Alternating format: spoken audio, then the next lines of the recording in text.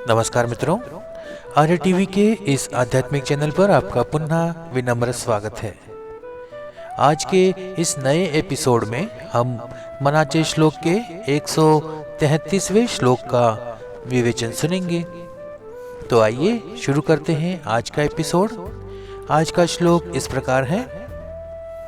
हरि भक्त विरक्त विज्ञान राशि जेणे मानसी स्थापिले निश्चयासी तया दर्शने स्पर्शने पुण्य जोडे तया भाषणे नष्ट संदेह मोडे। मराठी भावार्थ ऐकूया। जो भक्त परमेश्वराच्या भक्तीत रमलेला आहे, ज्याने या जगातील सर्व विषयापासून मन काढून घेतले आहे आणि ज्याच्याकडे आत्मज्ञानाचा खजिना आहे, त्याच्या मनात परमेश्वराविषयी अटळ श्रद्धा आणि दृढ निश्चय असतो। अशा महापुरुषाचे केवळ दर्शन घेतले किंवा त्याला स्पर्श केला तरी पुण्य संचय होतो आणि जेव्हा तो बोलतो तेव्हा त्याच्या वचनांनी मनातील सर्व शंका दूर होतात। हिंदी भावार्थ सुनते हैं।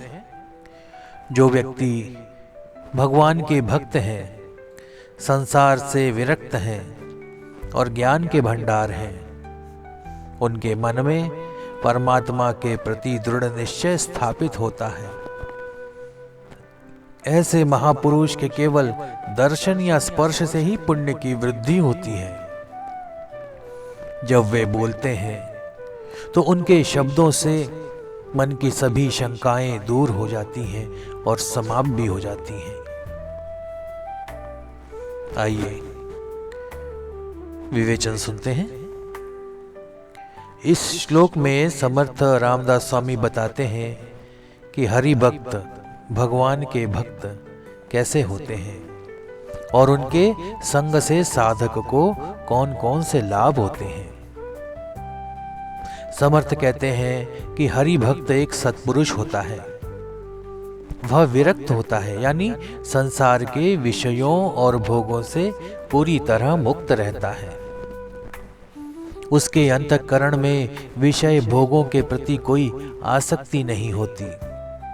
साथ ही वह ज्ञान का भंडार होता है, ज्ञान का समुद्र होता है। उसके पास आत्मज्ञान और ब्रह्म ज्ञान की पूरी संपदा होती है। असल में ज्ञान एक ही है। आत्मा या ब्रह्म का सच्चा ज्ञान ही उसका स्वरूप है। इसलिए ज्ञान निधि या ज्ञान सागर जैसे विशेषण केवल संग्रह सूचक है, पर वे पूरी तरह उपयुक्त नहीं हो सकते। विज्ञान शब्द का प्रयोग करते हुए समर्थ ने इस ज्ञान में आत्मज्ञान को भी शामिल किया है, क्योंकि यही हरि भक्ति की पहचान है।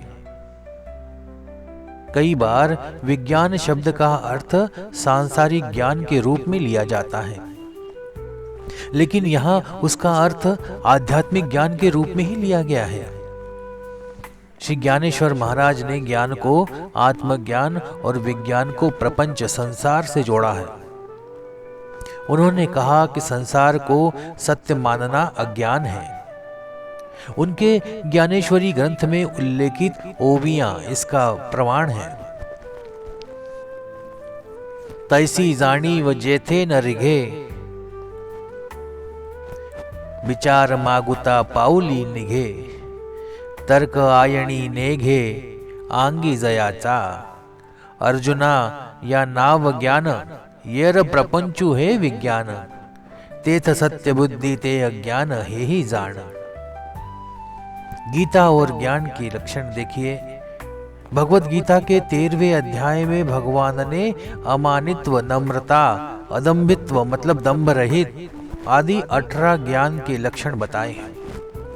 जिनके भीतर ये सभी गुण विद्यमान होते हैं, वे ही सच्चे ज्ञान राशि कहलाते हैं। गीता के 14वें अध्याय में आत्मज्ञान का विस्तार से वर्णन करने के बाद 15वें अध्याय में ज्ञानेश्वर महाराज ने कहा है, तरी विरक्ति वाचुन के ही ज्ञानासी तगणे नाही, हे विचारून ठाई ठेविले देवे। इसका अर्थ है कि ज्ञान हो सकता है, लेकिन यदि वह टिके नहीं तो उसका कोई लाभ नहीं है। ज्ञान को टिकाने के लिए अंतःकरण की शुद्धता आवश्यक है। टिकाने का अर्थ स्थायित्व है। ज्ञान को स्थायी रखने के लिए अंतःकरण की शुद्धता आवश्यक है, और यह शुद्धता वैराग्य विरक्ति से ही संभव है। इसलिए समर्थ ने पहले कहा कि हरि भक्त विरक्त होता है, और फिर कहा कि वह ज्ञान राशि होता है। वैराग्य अंतःकरण की स्थिति है। यह बाह्य संग्रह या धन संपत्ति के आधार पर नहीं मापी जा सकती। कोई भिक्षुक जो बाह्य रूप से निर्धन है वह विरक्त नहीं हो सकता, जबकि समृद्धि में रहने वाला राजा जनक सच्चा विरक्त था। शुक्राचार्य ने भी राजा जनक के शिष्यत्व को स्वीकार किया था। इसी तरह श्री रंगनाथ स्वामी निगड़ीकर एक सत्पुरुष थे, पर वे बाह्य रूप से बैरागी नहीं थे। वे अधिकार पूर्ण पद पर रहते हुए भी ठाट बाट से रहते, घोड़े पर सवारी करते, अच्छे वस्त्र पहनते, आभूषण धारण करते थे। इसलिए विरक्त शब्द को केवल बाह्य लक्षणों के आधार पर समझना उचित नहीं है। लोगों के विचार और मूल्यांकन बदलते रहते हैं। इस संदर्भ में तुकोजी महाराज सोनू मामा दांडेकर एक रोचक उदाहरण देते हैं। वे कहते थे, एक व्यक्ति मेरे पास आया और मुझसे 4 आने मांगे। मैंने दे दिए। फिर वह जाकर लोगों से कहने लगा कि सोनू पंत तो बड़े महान हैं। कुछ समय बाद ही वही व्यक्ति फिर आया और 4 आने मांगे। इस बार मैंने नहीं दिए।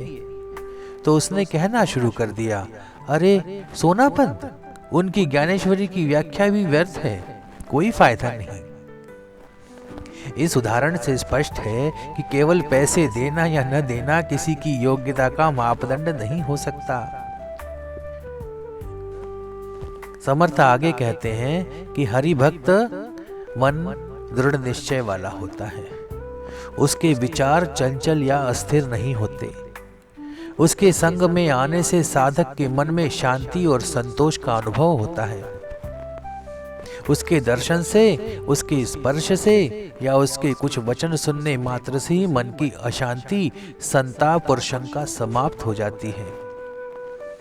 उसका सानिध्य पाने से श्रद्धा मजबूत होती है और बुद्धि स्थिर हो जाती है।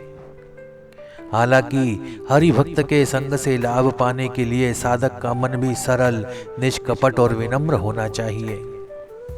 अहंकारी व्यक्ति उस संगति का लाभ नहीं उठा सकता। जैसे मगरमच्छ पानी में रहने के बावजूद भी सख्त और कठोर रहता है, वैसे ही अहंकारी व्यक्ति भी सच्चे ज्ञान और शांति को प्राप्त नहीं कर सकता। इस प्रकार रामदास स्वामी इस श्लोक के माध्यम से हरि भक्त के गुणों और उनके संग के लाभों का विस्तार से वर्णन करते हैं। तो मित्रों, आज का विवेचन यहीं समाप्त होता है। अगर आपको ये वीडियो पसंद आ रहा है तो इसे लाइक करें, शेयर करें और हमारे चैनल को सब्सक्राइब अवश्य करें। मिलते हैं अगले एपिसोड में एक नए श्लोक और उसके विवेचन के साथ। तब तक के लिए जय जय रघुवीर समर्थ। नमस्कार।